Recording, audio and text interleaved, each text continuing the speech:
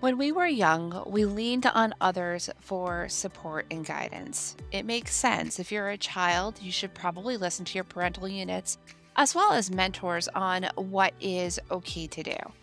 And as we grew older, we looked to outside signs of what it means to be successful or what it means to have acceptance.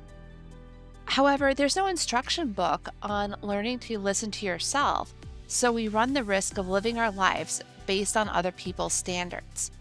How do we learn to stand on our own? In this episode of Spiritual AF Sundays, we bring on kinesiologist and archetypal life coach Amanda Kate to share her own story of healing and the importance of being able to distinguish between your own inner voice's callings and that of society. It's time to sit back in your favorite chair, grab your favorite beverage, and get ready for this episode of Spiritual AF Sundays. Listen to yourself.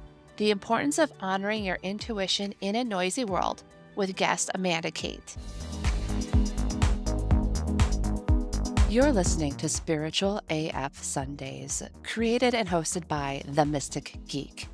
If you're looking to explore intriguing questions about the meaning of life and our place in the universe, then you're in the right spot. We dive into topics often discussed as sound bites on social media and take a deeper look. Whether it's woo topics like astrology and mysticism, or seemingly mundane matters like technology and politics, we cover it all. We explore our own thoughts and beliefs, talk to experts, and uncover hidden meanings. These fascinating areas of exploration can help us question ourselves and better understand our world. Ready to grow and explore in your spiritual journey? We're glad you can join us. It's time to start your week off by being spiritual AF.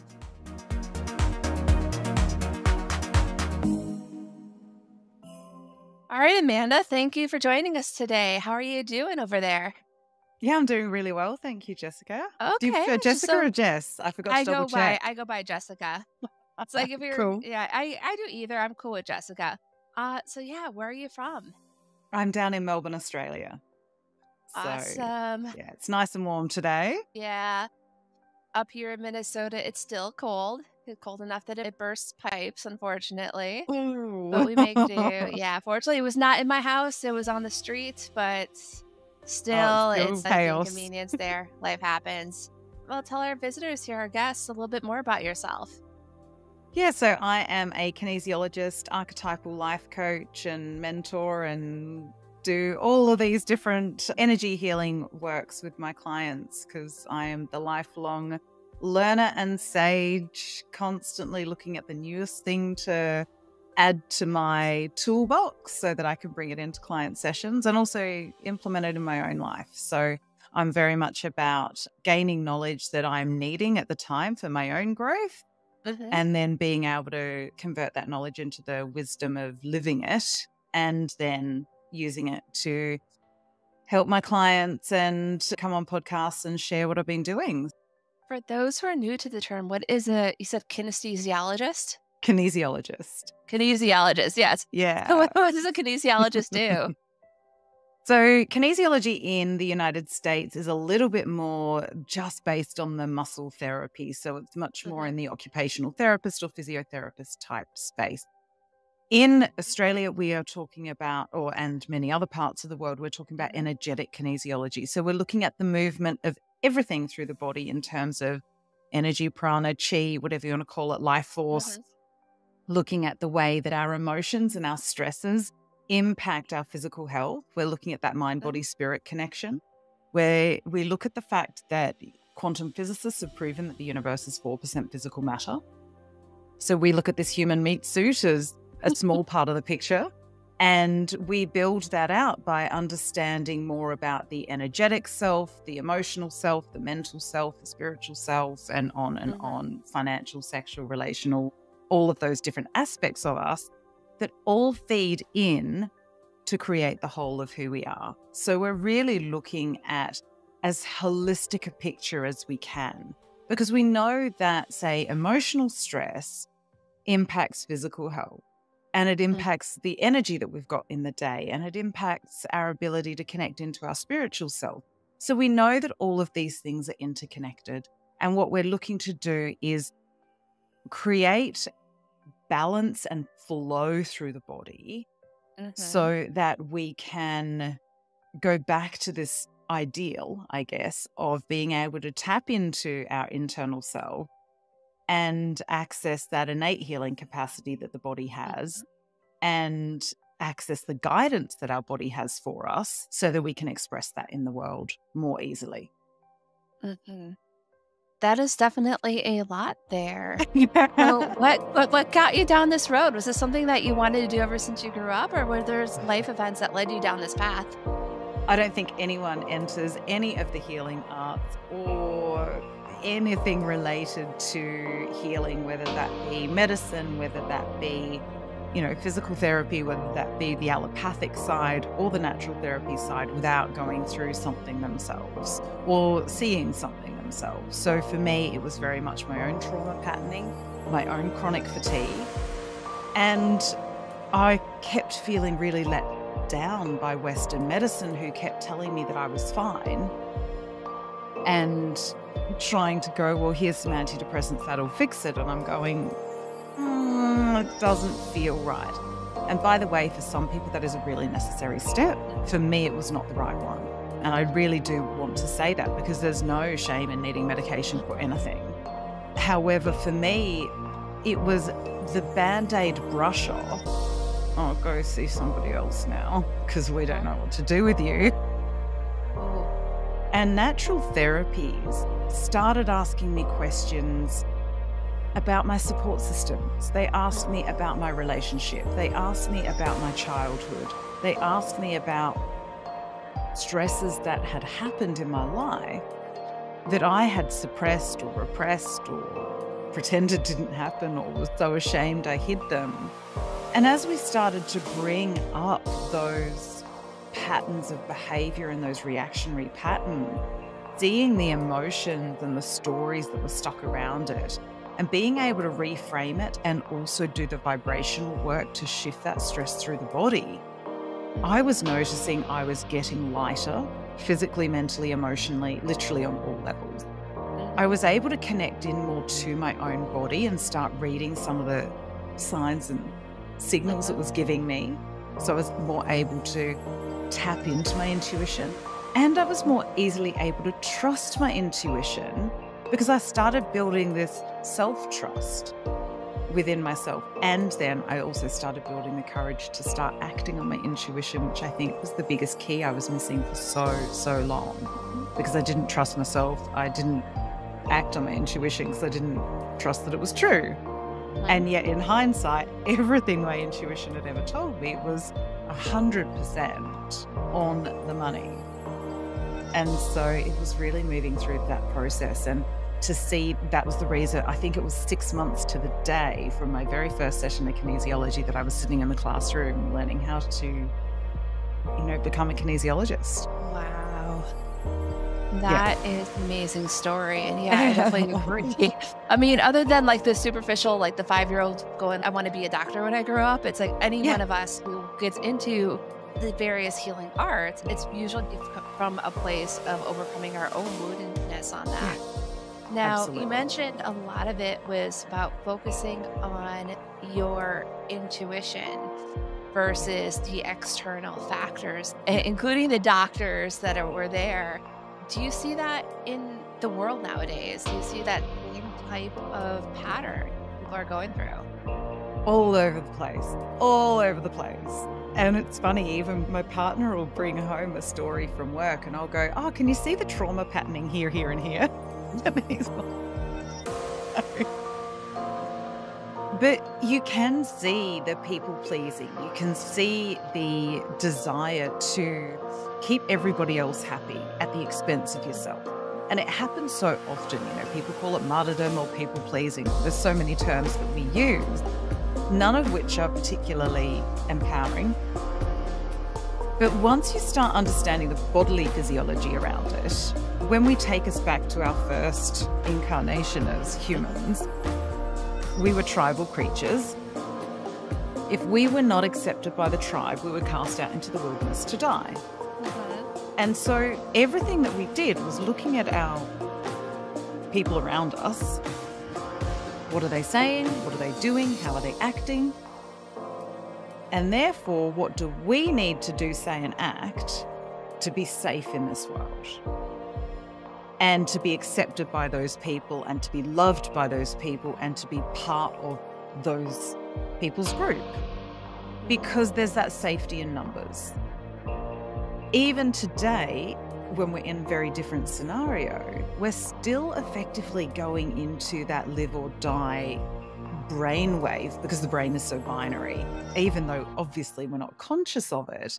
But all of our decisions go to, if I'm kicked out of the tribe, I'm going to die. So I need to be accepted by the tribe. So depending on how your tribe functions depends then on the roles, the behaviors, the thought patterns that you're expressing in the world. What I think is quite funny is that as children, we're taught, put all that influence outside of ourselves and look to that external, because again, we need that guidance. We need to go to our parents if we have a problem. We need to go to a doctor if we have a problem, or at school to go to the teacher. We need to go outside ourselves. But there's no time in our, teenage years where we get sat down and it's like, you know what, you're coming towards adulthood now. Start keying into your intuition and start listening to that. And then come to me and talk about some of the messages you're getting, because your intuition often will guide you in the right direction. That conversation kind of doesn't happen. No, it does not. The teen tries to become independent. They end up going more for what their friends say. And meanwhile, poor parents are like pulling their hair out, trying to figure out, well, how do I relate at this point? Or how do I provide guidance when they're not listening to me, but they're listening to everyone else? 100%. 100%. And that's kind of what we're supposed to do as teens. But then we get thrown out into the world as adults and we're expected to do all this adulting. And there's none of this transition. There's none of this teaching. And so I think it's that bit that's missing. And so that's what I now try and implement with clients as they're in their 20s and beyond, is getting them to tap into their intuition, to clear some of the noise out the way so that they can start to listen to what their body is telling them. Because the whole way through, my body was telling me what was right for me and what wasn't. I just didn't trust it. So basically what you're talking about here is a form of pattern breaking from that pattern of what we were trained to do as children, which is externalize our voice. So basically listening to other people versus following our own inner guide. And now teaching people to be able to go within in order to be able to figure out what they need to be doing versus asking everyone else and then moving forward from that. I know you mentioned a bit on your story. In working with clients, have you seen the pattern of how people might unintentionally get to that point of disconnecting from needing that external validation in order to be able to start listening to themselves internally? Oh, absolutely. And I've been that person myself. We do tend to attract people who've been through similar things to us, or even if they're not the same, it's that similar patterning. We all have to go through it at some point, whether we're consciously aware of it or whether we're not consciously aware of it. I think some people are very lucky and they just seem to go through the process without actually realizing they're going through the process. They're those people who just seem to have this innate confidence and you're like, holy crap, how did you do that? But for those of us with more complex upbringings, let's call it, or experiences, working out what's ours and what's not. When I first started on this journey, people have said to me a lot, just be yourself. And I'm going, I don't know who I am. I've got no idea who that is. Because I was so busy trying to please everybody else and be who I thought everybody else wanted me to be, that I was like, well, aren't I being myself? I think I am being myself, because I didn't know who that was or what that looked like. And so when I started to break these old patterns, there was this loss of identity and this loss of self, because who am I if I'm not pleasing everybody else? Who am I if I'm not prioritizing everybody else? Who am I if I start to look in at my own needs and wants? And who am I being told that I'm becoming? Because everybody around me is so used to me martyring myself, victiming myself, pleasing everybody else at the expense of myself, that they lost the person that they knew as well. And so there was grief in that for them, and also trying to find my feet. So it was a really uncomfortable time, I think, for everybody involved as I was navigating this and working through it. And I feel like I'm coming through the end of that major process now and into a much more settled state where I'm finding my feet on the floor a little bit more firmly. But there is so much pattern breaking to do. Sometimes, and I think we spoke about this when we first connected, we were not aware of our patterns because they're our patterns and they're our normal. And so it's not until we start learning through conversations with other people or through sessions with healers or therapists or facilitators or whatever you want to call them, that we start going, oh, there's different ways than what I've been doing things, huh? And some little light bulbs go on, and then it's going, okay, so we've got to try these behaviors. Now, that doesn't mean that the old behaviors disappear. Those old behaviors are still there. I still fall into old behavior patterns and find myself in them going, oh, you missed all those signs that were showing you were going to head down this route. But there's always a lesson there. And I think one of the things that healing has given me is more self-compassion, more empathy for the fact that I'm human and those muscle memories are still there. In that humanness, there will be that messiness. There will be those unresourceful behaviors that raise their heads. There will be all of those reactions. It's just that as we do more and more work, we become more aware of them. And therefore, we're more able to navigate ourselves down another path. Or if we go down the same path, navigate a different ending. In your practice, because you've been not only talking about unconsciously fixing things, but consciously going through the process, how do you go about helping people do that? With kinesiology, we're using muscle tone. So it's looking at the way the electrical signal is going through a muscle. If something is not stressful, that signal travels perfectly well through, say, one of the arm muscles that we're testing. If something stresses that signal, say I ask a question and you're like, oh, I don't like that. Your muscle will not be able to hold tone. It's like that electrical signal gets interrupted. And so then the muscle will give, I don't like the term weak, but it won't be able to hold that tone and that strength. In using that, we're able to bypass the conscious mind and get into what's happening in the subconscious. And so the questions that we ask are really, really relevant because I don't know what's going on for somebody else in their subconscious. The muscle testing is the way for me to read what's happening in their subconscious, to find those emotions that are stuck there, the age they got stuck there.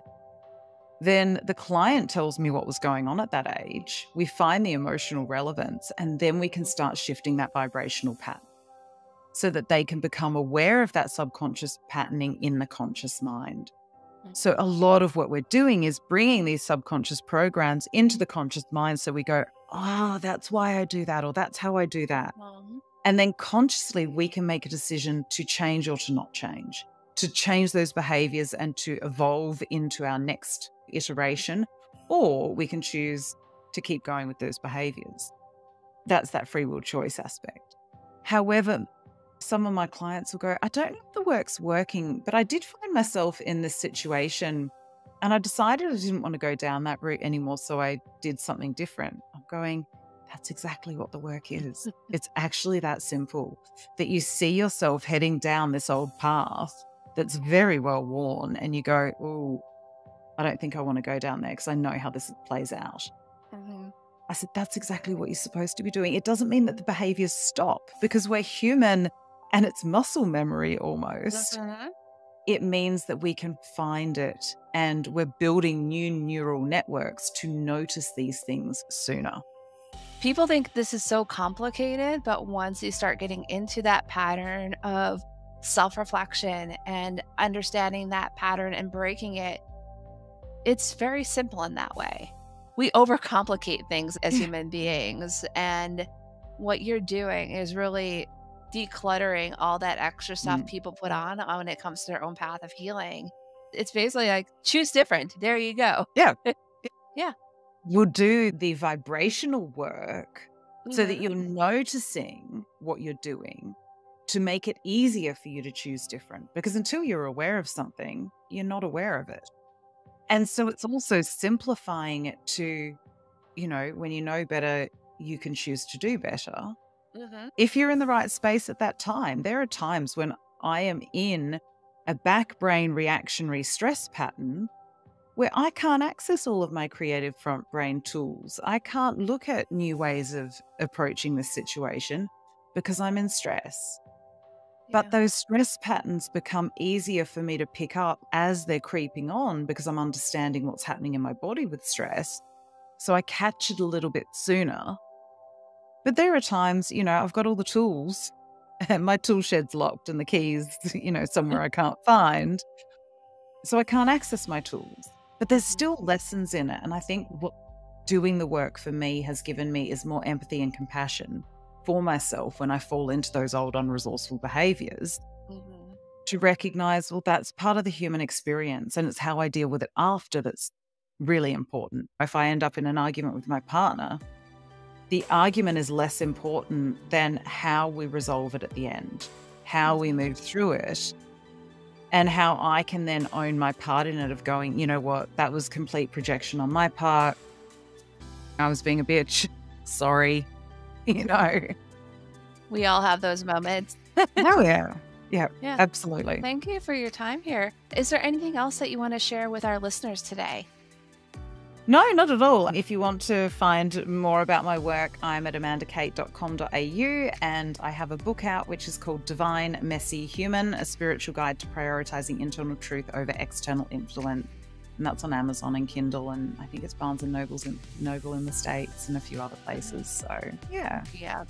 Are you anywhere on social media? I'm on all the socials, but going to my website is so much easier because then you can just click a link and find your way there. And we'll make sure that we put your stuff in the show notes. And Amanda, thank you so Wonderful. much for joining us today and sharing your wisdom and insight with our listeners. Absolute pleasure. Thank you so much for having me, Jessica. That was an amazing discussion with Amanda Kate, and I hope that you found a nugget of wisdom in that conversation where we looked at how the external world influences us and our power to retake that focus for ourselves and really listen to our internal truth versus what we are hearing and what we're feeling pressure to do based on the outside world. So with that, I do want to move forward and share a little bit more about what is coming up episode-wise on March 12th. So a week from today, we're going to bring on Jennifer Moore. She is an EFT trainer. She is a good friend of mine. We love to geek out about various things. And what we're going to be talking about on that episode is the healing journey and how everything that we've learned about healing is wrong. And then after that, on March 19th, I'm actually going to be at PaganaCon in Minneapolis in the Twin Cities area. That is our annual pagan, Wiccan, earth-based religion conference. And while I'm there, I will have my podcast pre-recorded to talk about Mabon and Astara. So we're looking again at the Wheel of the Year and these specific 2 points, which rest on the equinoxes and their importance when it comes to honoring the world and honoring the cycle of the seasons of the year. So with that, I hope that all is well with you for the coming week, that you take a little bit of time to focus on why you do the things you do, and whether they're based on your own internal values and drive, or if you are trying to please or work with the world around you, and those actions are how you get there. So with that, have a spiritual AF week, and I'll talk to you later. You're listening to Spiritual AF Sundays, created and hosted by The Mystic Geek. If you're looking to explore intriguing questions about the meaning of life and our place in the universe, then you're in the right spot. We dive into topics often discussed as sound bites on social media and take a deeper look. Whether it's woo topics like astrology and mysticism, or seemingly mundane matters like technology and politics, we cover it all. We explore our own thoughts and beliefs, talk to experts, and uncover hidden meanings. These fascinating areas of exploration can help us question ourselves and better understand our world. Ready to grow and explore in your spiritual journey? We're glad you can join us. It's time to start your week off by being spiritual AF.